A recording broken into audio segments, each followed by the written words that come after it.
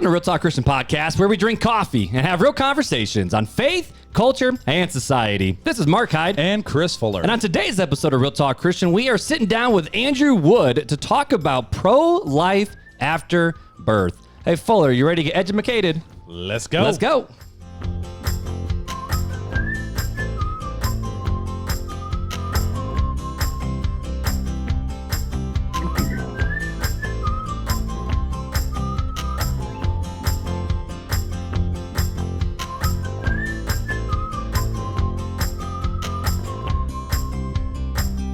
Mark, what's going on, buddy? Welcome back to the show, my dude. Hey, we're in a new year. It's time for some new guests. New year, new guests. What is it? New year, new you? Is that kind of the classic? I'm a boomer, You're man. a boomer, yeah. You don't know all these things. New year, I've heard new year, new dude, new year, new you. Right. But we are into 2021, the dumpster fire of 2020. We've survived it. We've survived the great dumpster fire. The dumpster fire. The great dumpster fire of 2020. And let's just pray that 2021 is better than 2020. Okay, have you seen the memes where people are always talking about where it's like, nothing can be worse than 2021, and then Christians reading the book of Revelation? Right, looking like oh boy, like this is going to be wild. But I'm excited for 2021, man. Definitely. We got a lot of crazy, amazing conversations lined up for the podcast 2021. We got some big changes in my life and coming in 2021, and then there's some big changes in your life coming 21. You guys are expecting baby number 4, right? Well, no. You're going to get me in trouble. I'm going to have to sleep in a tent Piper, you're outside having a in the new winter. brother. Piper, that'd be No. Janelle's gonna kill me for that. Yeah. She definitely will. But anyways, man, let's goodness. What are we drinking tonight? Yeah, dude. So, okay, I want you to explain this one because you roasted this specifically for me. This was roasted about 3.5 hours ago. So this is and we ground it up right before we dump the water in. Fresh. So this is the High Grown Mexican, which is a RTC that's my favorite. fan favorite. And but we added a little something, a little extra, into it. And so we used a coffee flavoring oil, and it's called Santa's Secret Christmas Recipe. Santa's Secret Christmas Recipe? But what'd you do? Just like crack open a sugar cookie and like dump it on the coffee? You got it.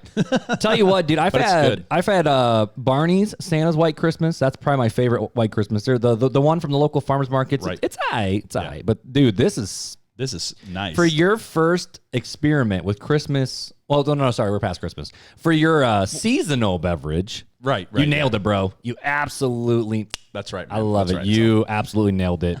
So Mexican High Grown. I feel like maybe we should send this out to a listener. What do you think? Maybe we should pick a random person and just send it out to them. I'm thinking, yeah. Let's send it out. I don't know. We'll pick somebody to send it out to.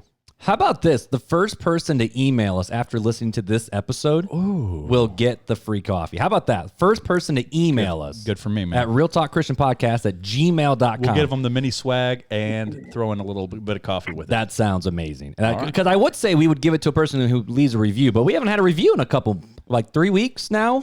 A lot more episodes, but weeks since recording, yeah. So if y'all can do us a favor, come on now. just give us a review on Apple iTunes. A lot of people are finding us on Spotify now. Right. Actually, 2 people, one on Instagram, one on Facebook, they both they wrote us a comment and said they found us on Spotify. Right. So all those out in Spotify land, y'all the best too. But if you're on Apple iTunes, just leave us a review, helps us climb the rankings. If you don't know where to go, check us out on the website, realtalkchristianpodcast.com, and we have every link that you could possibly imagine there. So yeah, that sounds good. Well, hey, dude, let's not waste any more banter time. Let's get into the episode. Let's do it. Today I am beyond thrilled to bring this guy here. So I've been following him for a little bit now. In fact, you guys might remember, I hope you remember, you should remember Beth Schneider from episode 39. She's the one who connected us with Andrew Wood, because if you go back and listen to her episode, she said she was sitting in a pro-life service at her church. That's right. And there was some random dude who gave a beautiful message, and Beth said, why not me? And that started her journey into the foster care community and then adopting her 5 kids, right, and starting that. So tonight we have with us that exact preacher, Andrew Wood, with us tonight on the show. So Andrew, how you doing, man? I'm good, man. Being called preacher, that you really set the bar high. You like that one? Well, I mean, I didn't drop the Russell Moore connections or the Gospel Coalition connections or anything like that. Yeah, well, you just did. No, I just did. Yeah, that's setting the bar high. I'm just a dude from Tennessee that God's the country. Lord, that I just I've been blessed to have some opportunities to speak. And I was just excited, when Beth reached out, I was just tickled that somebody listened to something I said. So she apparently listened to it 5 times over. I think she listened to it 5 times over and just didn't stop. Well, that's awesome. No, she's great, and I love to watch what she's been able to do and how God has used her with those little girls. It's been quite amazing. I have a picture, actually. We were at I don't even remember what we were at. My wife and I were somewhere, and Beth was there with, I think it was either her oldest or second oldest, but she was a baby at that point. And there's a picture of me laying, and I fell asleep on a bench, and that little girl is laying on my chest. And I just thought, and look at where Beth has taken all of that since then. It's been really cool to watch. Oh, I hear everybody going, Dude, "Oh, I know. That's like, man, we hit little awesome. happy tears at the 6-minute mark. Like, that's I love just it. unreal, man. Well, hey, so, just for the people that are out there listening, I mean, obviously, Fuller and I know who you are, but probably most of the people here in our RTC family have no clue who you are, man. So tell us about yourself, your family, and what you do. Well, first off, I think it's important that I tell you what coffee I was drinking. That was the Black Oh, Rifle. we didn't yeah. ask. Oh, man. Yeah, so Black Rifle Cold Brew is my latest, which is Black Rifle coffee. I didn't know they had a cold brew. Their cold brew is good, so highly recommend it. And so that's what I'm a cold brew dude, but I will say, since it's turned colder here in Tennessee, I have been drinking some hot stuff as well. But the cold stuff is my go-to. As far as who I am, my name is Andrew Wood. I'm currently the executive director of Hope Resource Center, which is one of the largest pregnancy centers in the Southeast, located in Knoxville, Tennessee. I grew up in Middle Tennessee. For those of you not familiar with the state, that's how we refer to our state, as West, Middle, and East Tennessee. So I grew up in Middle Tennessee, south of Nashville.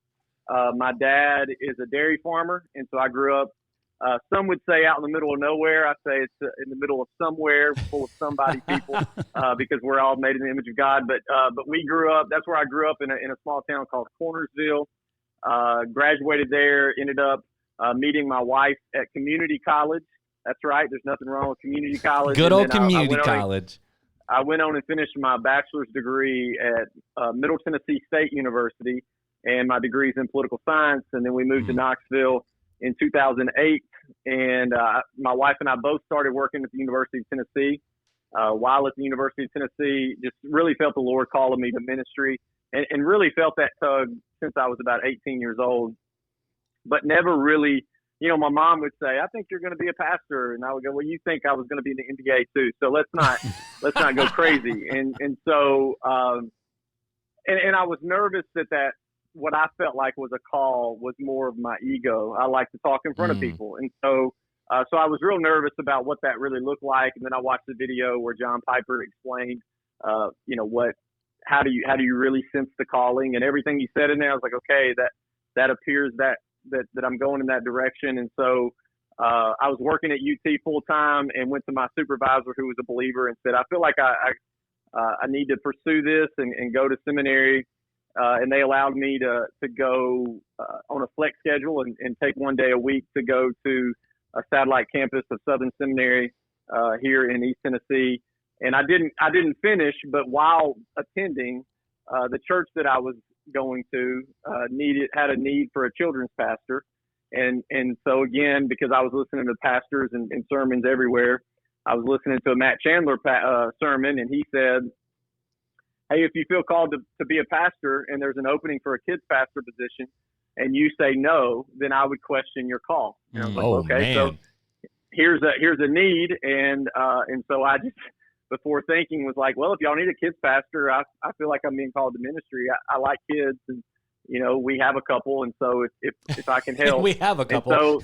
And so I became the kids pastor at that church, which is where ultimately where Beth heard me speak.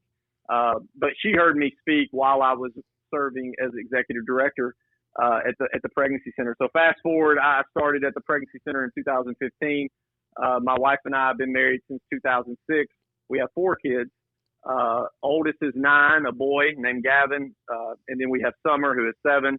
And then we have Evelyn, who will be 4 in just a couple weeks. And then we have Charlie, who is she'll be 3 in January.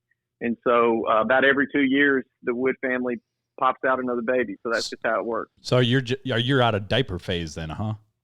We are so close, man. we are so close. We've not been out of diapers for 9 years. I know envy is a sin, but I'm kind of envious of you right now. Yeah, and we are so close. Our youngest is potty training, and actually this morning, she woke up and came into the bathroom and said she needed to use the potty. Her diaper was, this is way too much information, but her diaper was dry all night long, and so we are so close to getting rid of that stinky diaper genie that has lasted us for 9 years, and we're moving along. So awesome. we do drive the Wood family church van. I drive a 12-passenger van, and that was my dream, and so I have achieved that dream. You are living. I mean, you literally are living the dream of every person who was like, I want to be a ministry with kids.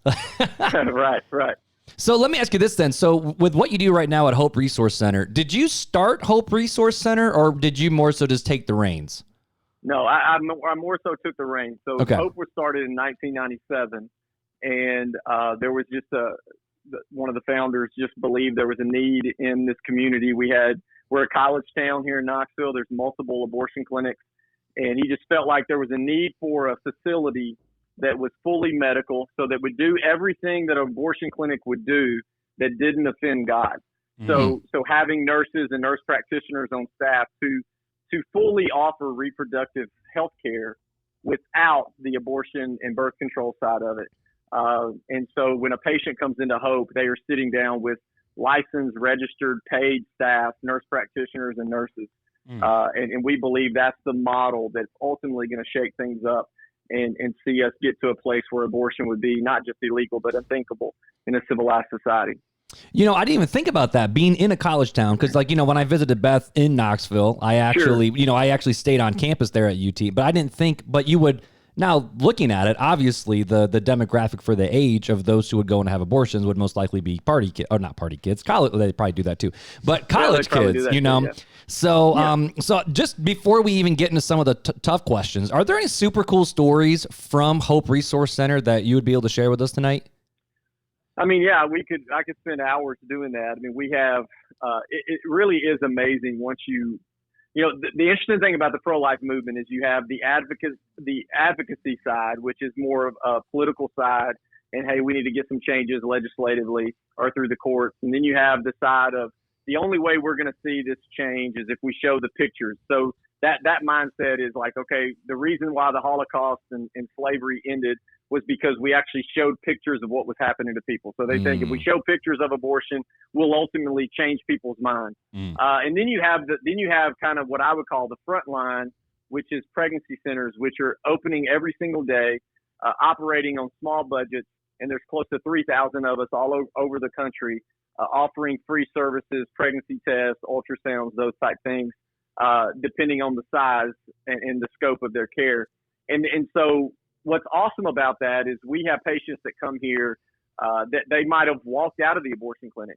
Or in the state of Tennessee, what you see is we have certain laws on the books that require, you know, a 48-hour waiting period. So you have to see an ultrasound and then wait 48 hours before you can have an abortion. So that gets them in the door of a pregnancy center, or they saw us, you know, we have marketing. So they may see us on TikTok or Snapchat or Instagram. But the stories that have been amazing is watching patients come here and who were really leaning toward, hey, I'm not ready for this. I'm going to have an abortion. One of those being a student that was at UT. She was a nursing student. Her parents were great. They were in church. They were, you know, supportive. And this goes to the lie that we tell ourselves. And so this young lady found herself pregnant. Her boyfriend at the time said, here's $1,000, go take care of it. And which, wow. You know, she knew what that meant. She was in denial. She was scared that her parents were going to disown her. even though they were supportive and loved her, she was still terrified to tell them that she was pregnant. She didn't tell anybody. And the couple people that she did tell didn't really know how to react and what to do. And she said, so for a birthday present for her, she said, I'm just going to go see an ultrasound. I want to see what's going on. And so she came to Hope Resource Center. She laid on our exam table, and our nurse was giving her an ultrasound. And when the image popped up on the big flat screen that we have on the wall, all our nurse did was look at her and say, congratulations. And this young lady said that one word was a word that she hadn't heard yet, and that it was the one positive thing that anybody had said to her about the baby that was growing inside of her. And she says that's the word that changed it all for her. She ultimately chose life. She went through parenting classes. We gave her a baby shower. She graduated UT, became a nurse. She's now working at a hospital close to Chattanooga. She's volunteering at a pregnancy center in that city, and she's been a great mom. And so we've seen patients come through here that were, tough shells to crack, and they wouldn't open up, they wouldn't smile, they wouldn't cry. It was like just a very hard outer shell. And we're actually focusing on this story for our year-end piece coming up. And we paired this particular patient with one of the happiest ladies that I've ever met in my life, which was her mentor. And from the outside looking in, you would have thought this is never going to work. They could not be more different. And the Lord just really cultivated a beautiful relationship in that. And then we were able to throw a baby shower for this young lady, and I was able to pray over her. She actually opened up and she hugged our staff and cried with our staff. And we just saw the Lord do some beautiful things through that. And so we've seen story after story of the Lord working in this. And we've seen hard stories where ladies walk out of here and still go to the abortion clinic. But because we've had those relationships cultivated, they continue to come back to us. So they know that there's a place that they can call. Even after an abortion, they can call us and they're going to be loved and served well here. And we don't water down the gospel. We don't water down the truth of abortion, but we certainly let them know that the cross covers sin. And that's why we're here today, and that's why they're there as well. So, yeah, I was going to wait to do this to the end, but I think now's a good time to do this. Is there a way, Fuller and I, we're over here in Northern Indiana. We got people who actually, one person just reached out to us. She lives in Ireland, which is nuts. We have people in Texas. We got people in South Africa. We have people all over the world. Now, obviously, the best thing to do is find your local pregnancy center and to be able to either give financially or volunteer. But if people all of a sudden are like, you know what, Mark, I want to know more about Hope Resource Center and maybe even donate money or time or whatever. Is there what's the best way that people can get a hold of either the Resource Center or for you for more information? And the best way to do that is investinghope.com. Just investinghope.com. You can find us on our website. We have a blog there. We have a podcast. We have stories will be posted there. You can also find my contact information there as well. And so investinghope.com would be the best place. That's super cool. And hey, so before we get into the hard conversations though, because we got some doozies. We got some doozies. Oh, I'm ready, man. We had Fuller. It was one of your contacts. Yeah, it was one of my my high school friends actually that I was in a drama class with. Drama camp sounds very homeschoolery though, bro. Yeah, it was a drama camp. It really was. But anyways, she was part of the FEM program over in Ohio. Do you guys deal much with the FEM? We do not. No, I'm not. Are you familiar with FEM? I'm not. No, sir. Oh, okay. Yeah, reason we bring it up, Sarah Nass, we had her on the podcast episode. Oh, what number episode was she? I feel like she was in the 20s or something like that. Basically, it was like fertility, education, and medical management. Basically, it's like learning. We were two dudes being very schooled in this way, but basically, it's women learning their bodies and hormones and natural rather than birth control and stuff like that too. Right. And that's I'm familiar with that. Okay. And so, I mean, we are. And we wrestle with the thought of birth control. There's a lot of opinions that go along with that. The Wood family just to be completely transparent, my wife was on birth control when we first got married, and she wouldn't be upset that I would tell you this, but it was not the woman that I married. It completely changed her hormones. I mean, and she would admit to that. Yeah. And so we've been obviously we haven't had problems having kids. So clearly birth control is not a thing that we focused on as the Wood family. But right. But yeah, there's differing opinions and there's a lot that goes along with that. What I would encourage people to do, regardless of where your opinion is, there's a lot of literature and books about truly what type of birth control, what it's made to do, right. That I would highly recommend for Christians to dive into. I do think it's an important topic, and it's not as easy as just, hey, go start taking this or not taking that. Right. I think it's important we do our research on that. So just a quick question for you at Hope Resource Center. Do you guys, obviously it's, most of the people that come in there are already pregnant. Right. Do you guys talk about contraceptives after the pregnancy is over with sure. with so people that come in? Yeah. Our biggest push is going to be abstinence. I mean, there's no, right. There's no form that's 100% right. like not laying down. And right, so, exactly. And so we're going to push abstinence for sure. But yeah, I mean, our nurse practitioners have those conversations about their options moving forward, what that looks like. We connect them with OBs and offices that can help with that. So yeah, our biggest thing is we want to make sure that they're having those conversations with us. We'd much rather them have a conversation with one of our Christian nurse practitioners or nurses right. than a nurse or nurse practitioner inside of an abortion clinic, because that conversation is going to go very different. Because we're celebrating what marriage can be. We're celebrating what the possibilities that are out there, instead of saying, well, get on this and you can still achieve your dreams because you don't want a kid right now. Those are the things that we're not going to say, that an abortion clinic may say. Because we believe, which is counter to the culture, that you can have your baby and your dreams. You don't have to pick one or the other. Right. And I think that's very important for people to get a grasp of. It's not pitting those two things against each other. You can have both of them. You really can. Mm-hmm. Yeah. So bouncing off that though, man. So, with this whole idea, it sounds like you guys, and I know this also because of Beth. I mean, Beth says you guys throw legit the best baby showers of all time. Like Beth, they're pretty good, man. That's what and you guys don't take used stuff. You guys only give moms new, like no crap allowed type stuff. Yeah, it's all brand new items. Yeah, so we do over 70 baby showers a year. Wow, that's unreal, dude. That's you guys do retroactive baby showers. Apparently Fuller's need some car seats. But so I heard you're having another kid this year, so maybe when that happens, joke's on you. I would love to find that you guys are Kevin kid number. That would be hilarious. No, three is plenty for us. Oh goodness, abstinence is the key. I've heard 7 kids is more fun, but it's okay. So we'll see in a year. Oh goodness. So it sounds like you guys come alongside these moms, when the baby's born, it's not the typical Christian ostracize of, because obviously Fuller and I both agree with this, and we know you do as well, right. Where it's the baby's not the sin. It's the sex outside of God's plan for marriage. That's the sin. So you guys celebrate the baby, you celebrate life, you set these moms up with mentors. But kind of going into the political sphere a little bit too, with that thought process in mind, because I know you were in politics too.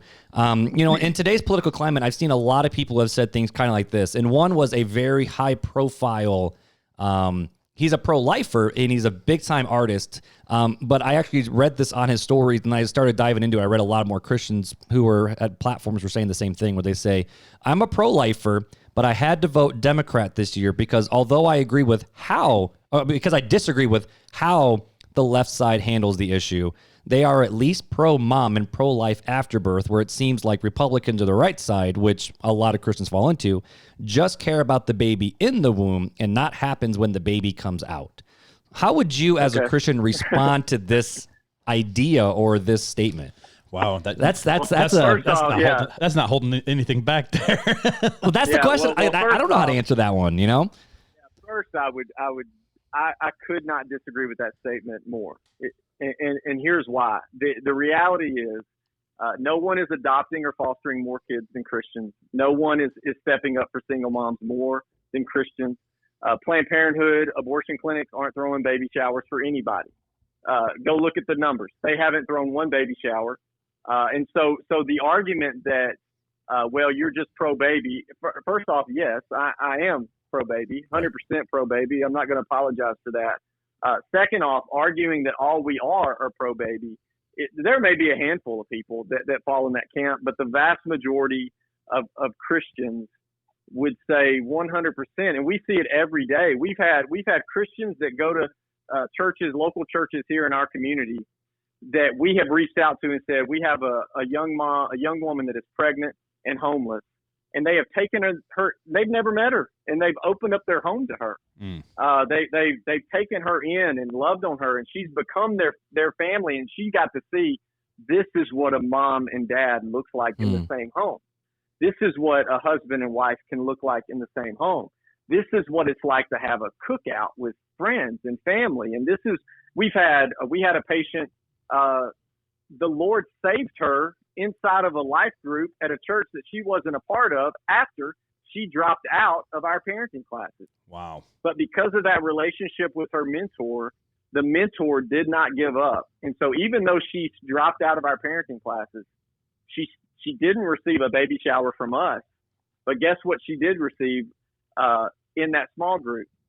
She received salvation and a baby shower. That right. small group at that church gave her a baby shower. And so that's why I get a little frustrated because I think that's a cop-out. And I think that it's look, there is no party that is perfect, certainly not. And I'm not here to be a sheep for either party. We have to be at a place as Christians where we make conscious decisions on who we're voting for, and we're all going to justify what that looks like. But I had a conversation with a guy one day when I told him what I did, and he was like, "Well, y'all aren't though just pro baby, are you?" And I was like, "First off, why would you lead with that? Second, that you're using a very broad brush to paint an entire movement that literally." I mean, when I go to conferences for pregnancy centers, I'm 36 years old, and when I started in this work, I was 30 in the pregnancy center world, and I was by far the youngest. Literally, the conference organizer came up to me at my first conference and looked at me and said, "Why are you here?" Now, they didn't do that in an offensive way. They did that because our movement, the pregnancy center world, is ran by mostly women that are in their 50s and 60s, and they have given 30, 35 years to this movement.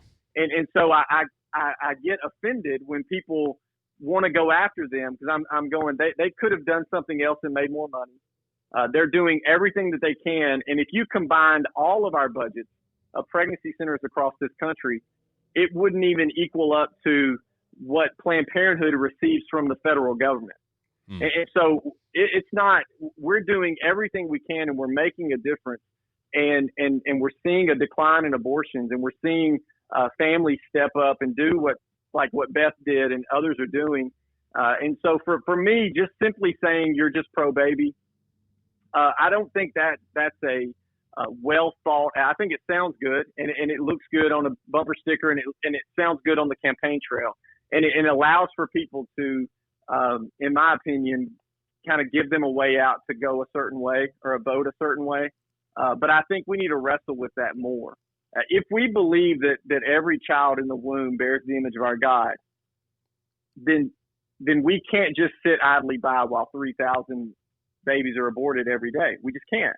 Right. If that's what we believe. If we don't believe that, then okay, you can try to justify things all you want. But for me, every service that we provide at Hope is free. We don't charge a dime. Most 99% of the pregnancy centers in this country, that's how we operate. Mm-hmm. And if the abortion clinics were truly about women, why are they charging money? Why are they charging insurance companies? Why are they taking federal money? You see, we don't do any of those things at the pregnancy center level because we believe this is a calling into our lives to transform and be involved in our communities. And it gives us an opportunity to, yes, be pro-baby, but we're able to look at that mom and say, we care about you. Your baby bears the image of God, but so do you. And 9 times out of 10, you reach mom, baby's going to be fine. We know that. And so that's why we wrestle with that. But we're going to continue to celebrate that baby while we celebrate that mom in the process as well. Mm. That's good. So we definitely agree with you with the made in the image of God. Oh yeah, we talk about that all the time. We covered it in our episode 33 for our listeners who forgot what episode it was. But yeah, we covered that in episode 33. Personhood theory.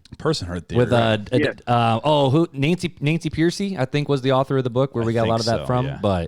But my question for you is, as a Christian who believes that we are all made in the image of God, how as a Christian can I talk to somebody who believes that, you know, a baby is just a fetus that's a clump of cells? How can I approach somebody that has that mindset? Sure.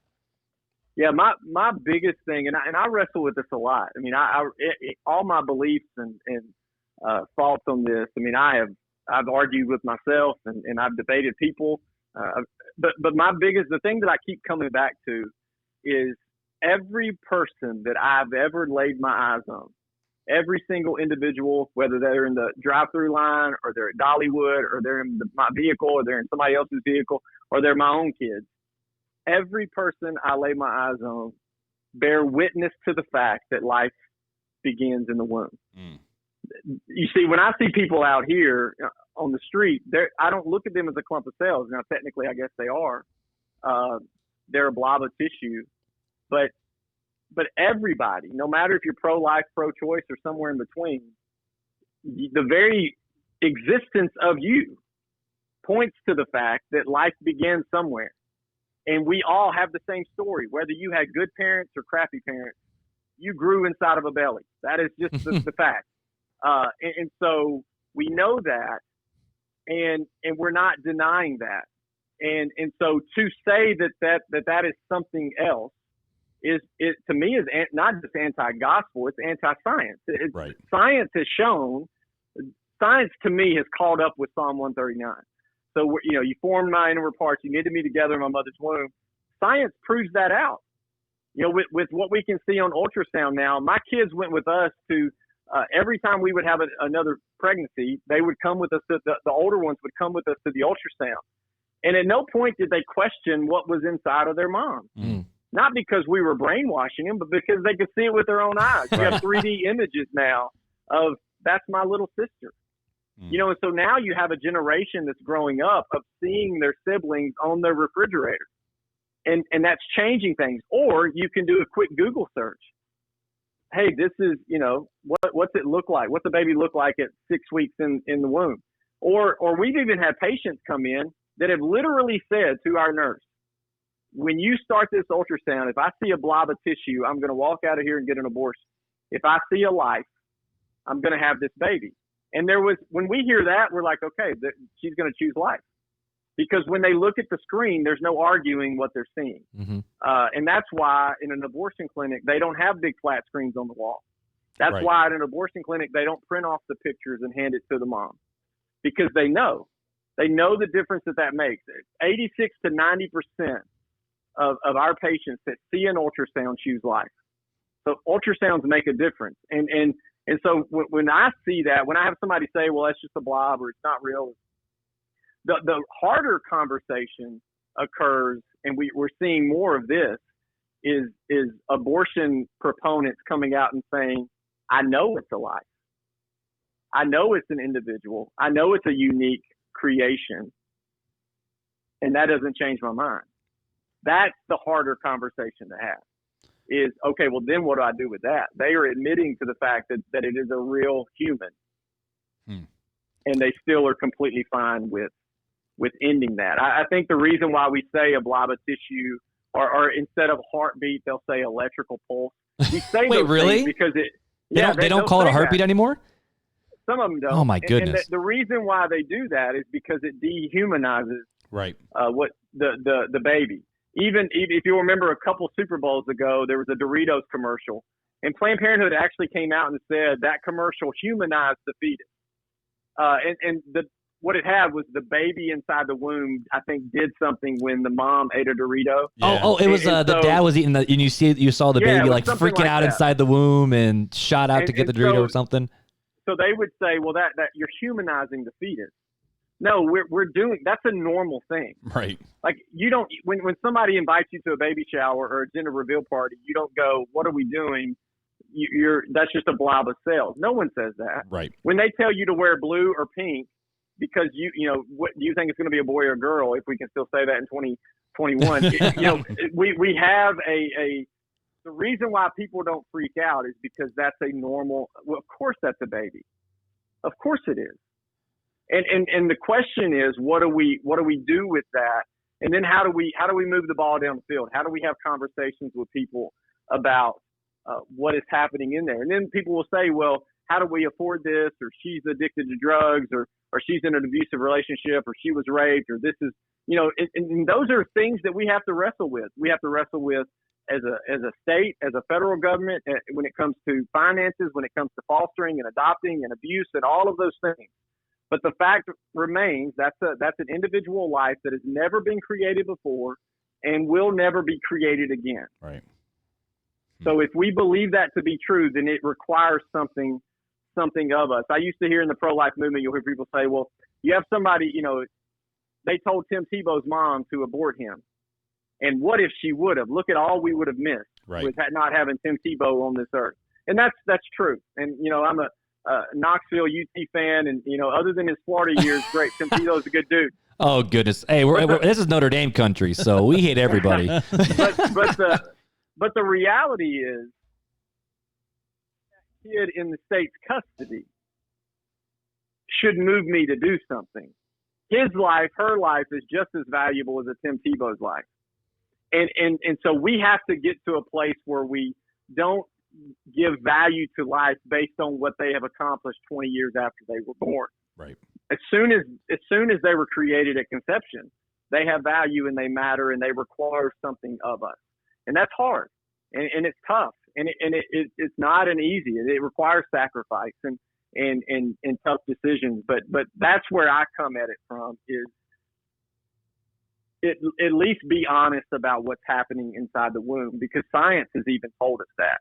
And even from a secular standpoint, we can see that is a life uniquely created with its own heartbeat, with its own organs. They say it at 7 to 8 months. There was a study out of, I think, Kansas that said the baby can even pick up the accent of the mom and dad, which means when our babies were born, if there would have been a New Yorker in the hospital, they would have known that's not my dad.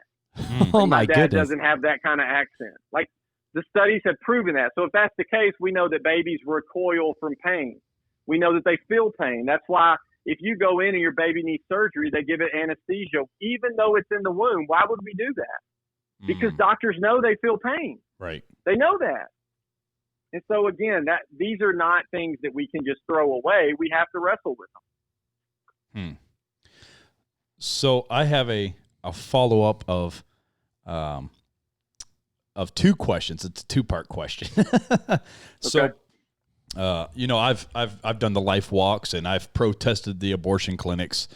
Sure. And the thing I've always struggled with is, one, is there more that I can do against the abortion clinic? But more importantly, the second part is, how can I minister to the person that is thinking about getting an abortion or has already gotten an abortion as a Christian, who it's not my everyday life to be, in a baby clinic or anything like that.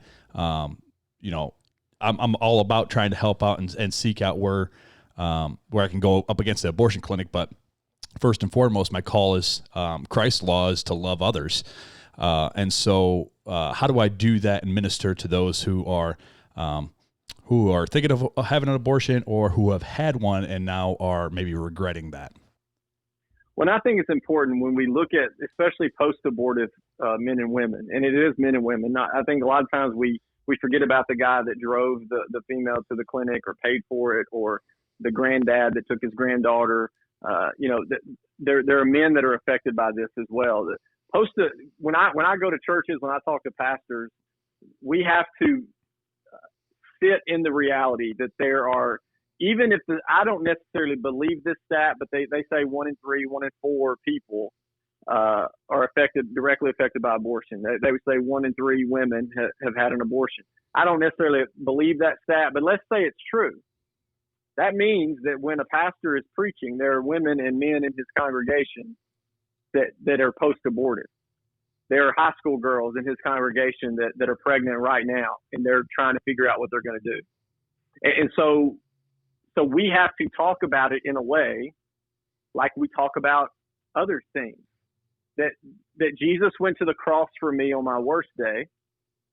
And if we believe the cross covers sins, then it covers the sin of abortion. Right. Now, again, that's not watering it down. That's speaking the truth. When Jesus went to the woman at the well, what did he do? He walked up to her and he asked if she was married. And he says, that's right. And the man currently laying in your bed is not your husband either. He didn't water down the truth. He exposed the truth. He brought her out of the darkness to light. And he said, what you're looking for right here and in your life currently is going to leave you thirsty. And so what we have to show people as gospel people is we have something so much greater. And we may be struggling. We may have made some poor choices in our life. And they may be lasting choices that are going to affect us forever. And we're going to wrestle with them for a long time. But there's not a time that I go speak at a church where I don't have a 50 or 60-year-old man come up to me with tears in his eyes and say, 30 years ago, I paid for an abortion. 30 years ago, I drove someone to an abortion clinic. And I don't know what to do. And so with the fact that 50 or 60-year-old man is still dealing with the brokenness, he hasn't found the healing, that he believes the Lord can forgive me of a lot of things, but I don't think he can forgive me of this. Right. Now, why would he believe that? Has he heard his pastor say things that's going to make him believe that? Has he heard Christian friends say things that are going to make him believe that? The best illustration I can give is a lot of times we find ourselves as Christians standing on the shore and somebody's drowning, and we say things like, kick your feet. or we're screaming at them and saying, how could you do this to us? Yeah. How could you run our last name down in this small town? Everybody knows us. We're respected, and you're going to do this. So when we say those things from the shore and we're telling them how to get out of the drowning situation, we think we're helping, but we're really pushing them down further. Right. And what a Christian has been called to do is get in there, get messy. You're going to get scratched. You're going to get hurt. It's going to be hard. But we've been called to get in there and bring them something that's so much greater, that can only bring the peace that they're looking for, and that's the gospel. Amen. And so those are tough conversations to have. But man, they're so worth it. And it's hard to love people because there's a good chance that person that you pull out or that you take the gospel to is going to find themselves back in that water drowning again next week. Right. Or next month. Or for us at Hope, we may think we had a breakthrough, and then we see that young lady a year later with another unplanned pregnancy from another man. Mm-hmm. And so how do we respond? What's our posture in those moments as Christians? And that's the tough part. But loving people are hard. It's hard. Right. And that's what we have. We have animals at the Woodhouse. I have 3 dogs, we have 2 cats, and we have a pig. Loving all of those animals are easy. Simple. Mm-hmm. They don't ever talk back. They're just easy. That's the main thing. They don't talk back. They don't talk back. That's right. But loving the people in our lives, it's hard, and it requires something of us. And it's messy. Right. And it may mean getting a phone call at 3:00 in the morning. It may mean seeing them back here 9 months later. It may mean that they walked out of our office after hearing from a nurse practitioner and they still got an abortion. Mm-hmm. And so for us, we have to, do we believe the gospel can cover it? Do we want to be engaged? Do we want to be the vessel that God uses? Or do we want to just kind of throw in the towel and say, it's not worth it anymore?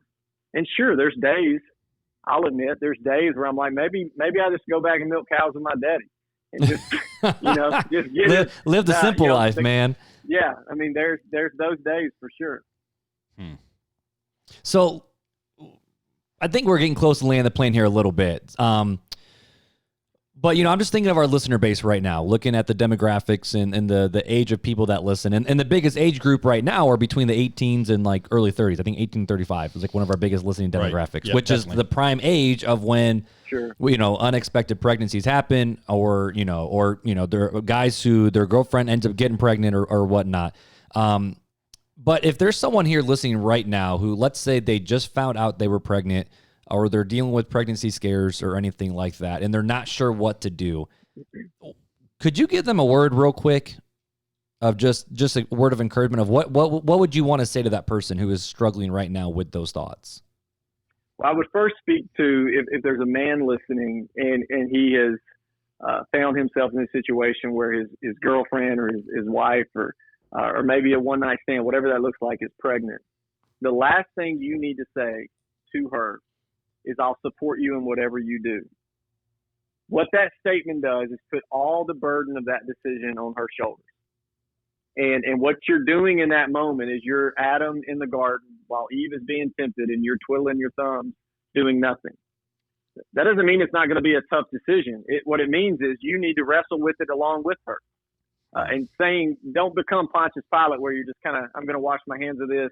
You make your decision and I'll just support you. That's not really support. That is putting all the burden on them. Right. If you're a young lady and you find yourself in this situation, I would say reach out to a pregnancy center in your area, somebody maybe at your church, somebody within your circle of influence that you can talk to, that you can really share what's going on.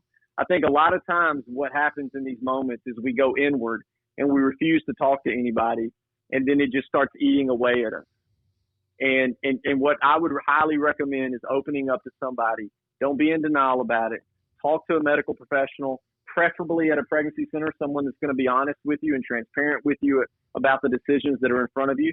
Because the reality is you have three decisions. You can choose to parent, you can choose adoption, or you can choose termination. And no matter what you choose, your life will never be the same. Period.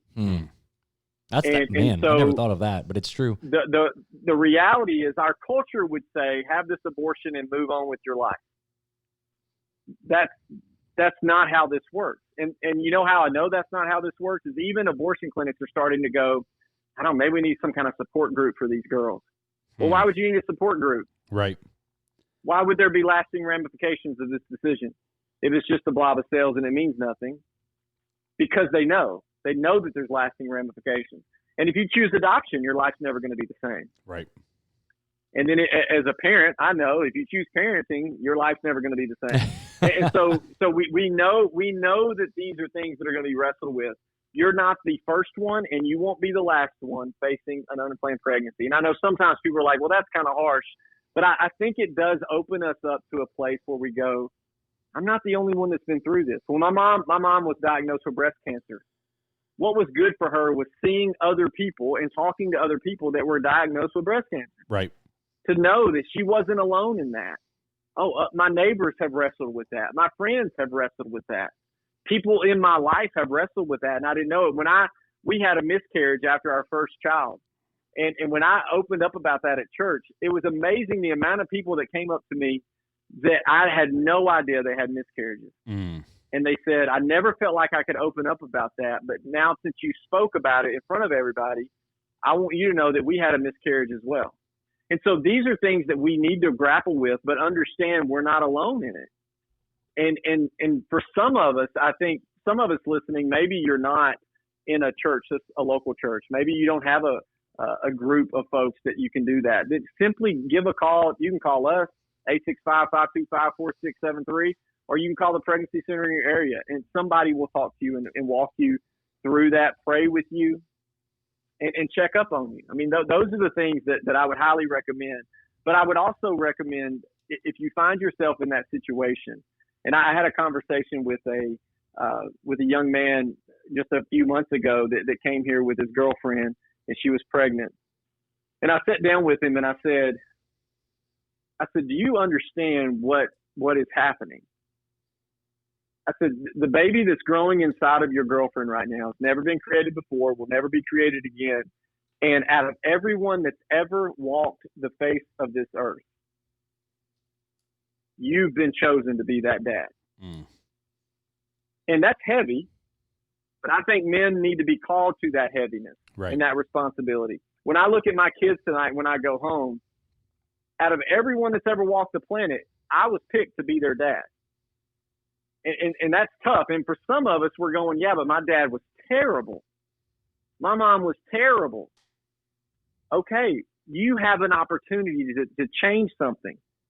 to break that cycle, to go a different path, to go a different direction, and be the mom or dad that you didn't get to have. Take that serious. It matters. And that ultimately is what's going to move the ball down the field when we start saying, okay, this is important. This is worth my time. This is worth my effort. I got a lot of goosebumps after listening to that one. You know, I was going to end it with that question, but I think what you just said kind of prompted another one in my head is, you know, for the church member who hears, so I'm just thinking for the other listener base who, you know, they aren't having to deal with that, you know, like whether they're married and they already have kids or they're single or whatever. How should we respond as the church when, you know, whether a teenager, young adult, older adult, whoever comes out and says, you know what, I'm pregnant, but I'm not married, or a dude who's like, yeah, my girlfriend's pregnant. What do I do? What's the best way for a Christian to respond in the moment when that happens? Well, and I even wrestle with this with my own kids. I mean, my oldest is 9, but it's not crazy to think that at some point my son, my daughters are going to come in, and that's going to be a conversation. So what would that sound like? I think if it's one of your children, I think first and foremost, you say, this is not ideal. This is not how we raised you. This is not what we taught. But what's done is done. And if you're not a parent, or maybe you're a mentor, having that conversation doesn't have to be you screaming and throwing stuff and walking out. And I can't believe you did this to our family. You're no longer my daughter. Or you're no longer, to me, that is, you're certainly not moving them in the direction to choose life. You're moving them in the direction not only to choose against life, but they're also probably going to reject the God that you claim to serve. Mm. And so if we respond that way, when we know that our Jesus on the cross responded with, God forgive them, for they know not what they do. If that was his response, then as tough as it is, and as anti-abortion as I am, and as pro-life as I am, and as much as I've looked at it from every angle, and I can't even begin to see a need to go with an abortion. That's a biblical worldview, but I have to understand that when people are dealing with those struggles, even though I live in a biblical worldview mindset, I make choices every day that are anti-biblical worldview. It's just that when it comes to having sex out of wedlock and a pregnancy resulting from that, it's the one sin that shows itself. So if you got a kid that's coming into the youth group every day and he's addicted to porn, or he's addicted to something else, you may not see that. He may be great. Right. He's doing all the right things. And then you got a young lady, and every week that belly keeps getting bigger. And she might have had sex one time, and one time only. But because that one time sin starts to show, you see the result of that, and then comes the shame, then comes the embarrassment, then comes the snowball starts rolling. So have you created an environment within your home, within your church, that's going to let people know we are a grace people living in a broken world? And in a broken, fallen world since Genesis 3, everything is fractured. So marriages are fractured. Relationships are fractured. That means that a young lady may get pregnant out of wedlock because of a bad mistake that she made. There's somebody that I went to school with, and I remember it like it was yesterday. We were 14 or 15, and we were all sitting in class, and she said to the whole group of us, I'm going to lose my virginity this weekend with my boyfriend. I remember thinking, well, that's a weird thing to tell that's us. a weird announcement. Okay. And a few weeks later, I'm pregnant. And so she ended up, we graduated together, but she had a toddler when we were seniors. Wow. And I could remember back to that night. You made a choice that night. And even though it was the first time, you still got pregnant. And so those are tough conversations. But again, if we're not creating environments within the gospel community to have those conversations, those folks are going to look for somewhere to find that conversation, to find that acceptance, to find that to find that conversation. And what they're going to find is they're going to find that inside the abortion clinic, or they're going to find that with their atheist friend, or they're going to find that with the teacher that says you don't need a baby right now. Or they're going to find that with a college advisor that says you can't be a nurse. You can't get your nursing degree and have this baby. It's impossible. That's what they're going to be told if we're not stepping in and saying, no, you can have your baby and your dreams. And I have proof. Here's a story. Here's someone that'll sit down with you.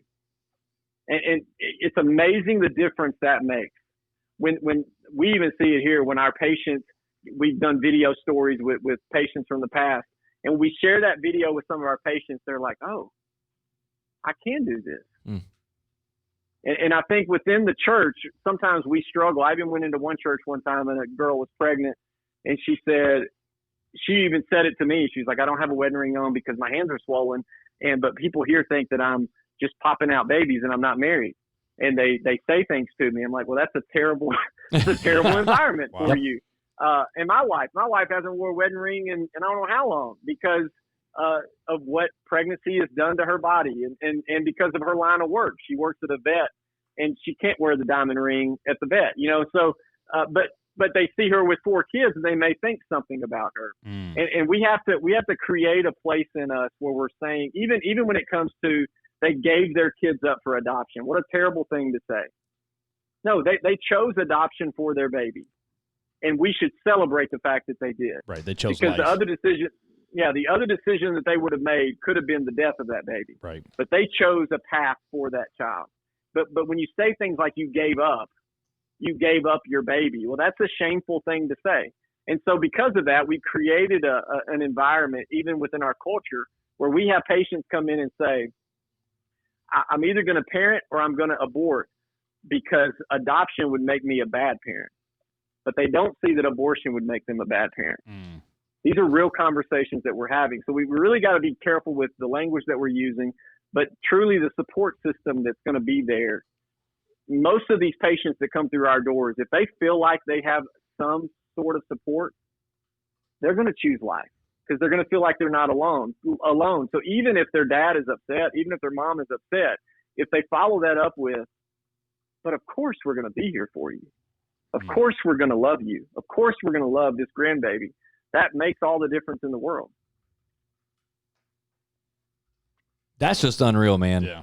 Like I don't know, Fuller and I are just sitting here thinking about all the conversations. And these are conversations, for me as a youth pastor, I've always tried to prep my leaders in terms of one of these days we're going to have a kid who walks in and says this. We got to be careful with what we say. But at the end of the day, what I'm hearing you say is, the church community, the gospel community is supposed to be one who, loves just the way Jesus loved. And he loved to the point of going all the way to the cross for people who hated him. And, at the end of the day, for us as Christians, it sounds like what we're called to do is, obviously not point out sin, because obviously the if someone's pregnant, the belly kind of points it out for them. But we're supposed to bring truth, whether it's hard or easy, into the light, but then bring the gospel conversations into that, no matter what happens. Well, and it's worth the effort. I'm telling you, it is to see some of these moms come in, even if they're drug addicted, even if they've been in abusive relationships, even if what they consider normal is so abnormal to us, to see them in parenting class get a glimpse of, hold on, I can do this. I can really do that. I can be a mom. Or when I have conversations with young men about being a dad, and to see the kind of the light bulb moment where they go, hold on, I can do this. I can allow myself to look past the changing of the diapers. And even if I really think about it, I can allow myself to go, it would be tiring, but how awesome would it be to be the one that child looks to at 2:00 in the morning when they're scared? Mm. How awesome would it be to say, yeah, I'll stay up with you all night if that's what it takes, because you're mine. Like those are the moments that I've had just of being a dad, of going, yeah, this isn't ideal. This isn't something that I really enjoy. But if you need me to stay up with you all through the night, then that's what I'm going to do. Right. Because we've been called to do that. And so getting some of these young men that haven't had that modeled for them, getting them to see what being a dad can really be like.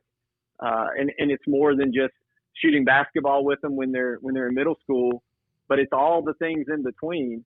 It's just an amazing thing. Or my daughter this morning going, "Hey, let me show you the dance I learned at dance class," and she's 4. And taking the time to go, I need to get out the door, but my daughter really wants me to see this, so I'm going to see this. Right. Like having those moments and letting these young people know to cherish those moments. And I think once we have those conversations and we kind of take some of that shame away, again, not watering it down, not saying that, hey, just go out and have sex with whoever you want to have sex with, and we're just going to love you through it. No, not saying that. Say, there's an ideal here. There's the way it's been planned, but remembering we live in a broken, fallen world. And sometimes things don't go as planned. And so what are we prepared to do when we're hit with the news of things that we weren't planning for? Do we just throw them out? Do we just throw them away? Or do we step up to the plate and take on the responsibility? And for mentors and for gospel people within local church, that means you're going to have some skin in the game. You may have to buy a car seat. You may have to take somebody into your home. You may have to foster. You may have to adopt. And so what are we prepared to do? Dude. Oh my goodness, man. No, we're literally speechless over here just listening to the beautiful story of what the gospel can do to change lives. Definitely. Man. We're going to put all the information in the show notes for you guys, speaking to the listener now. We'll put all the information just about, local pregnancy centers, how to find those. We'll also include links to Hope Resource Center and the phone number there that they can contact and reach out more. But Andrew, could you one more time give us the place where if someone wants to get information on where to go, where should the first place be they go? Yeah, I would say investinghope.com, and you can, you'll learn everything you need to know about what we're doing. And then, you can find my contact information there as well. And then if you have questions about maybe you're not really sure about the pregnancy center in your area, reach out to me. I know I'm connected with a lot of pregnancy centers around the country, and I can get you plugged in and connected to them as well. We of course love your support with ours in Knoxville, but we would also love for you to step up and be involved in the one in your community, so you can see it firsthand. We'd love to help point you in that direction. I love it, man. I love it. So yeah, well, again, we'll put all that information in the show notes. Definitely, man. Thank you, Andrew. We definitely appreciate you taking the time and coming on here and talking to us and talking to our listeners. I could probably listen to you talk all night. So yeah, we're enjoying it, man. I appreciate that. I could listen to me talk all night. See, there's the real proof that you are a preacher, man. I love it. Well, hey, Andrew, before we let you go, though, man, we're going to let you be a part of the best part of the show. Not this week, all the other weeks. But, we always end the show since episode 1. Actually, I didn't even tell you this part. We'll do the little jingle in a second. We got to do the jingle. But the first fun fact with Fuller we ever did was episode 1. And I sprung it on Fuller. It was all by pure accident. It was just like, hey, Fuller, do you have a fun fact to close us out? And he was like, he's whipped one out real fast. And so we've been doing fun facts with Fuller now for over a year and a half. Yeah, and then about 6 months ago, I did a jingle with you're about to hear it. It's my 2 girls and my wife doing a little jingle here, and it just makes me smile, and I get the biggest smile and most joy in my heart ever when I hear it. So. I love it. All right, awesome. Time for fun facts with Fuller. Time for fun facts with Fuller.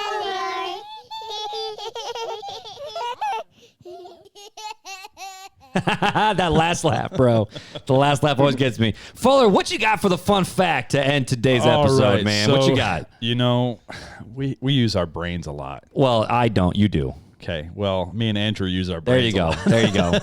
Yeah. So, did you know, Mark and listeners and Andrew, that your brain uses 12 watts of energy to think and does not feel pain? The brain uses 20% of our resting metabolic. I can't even say it today.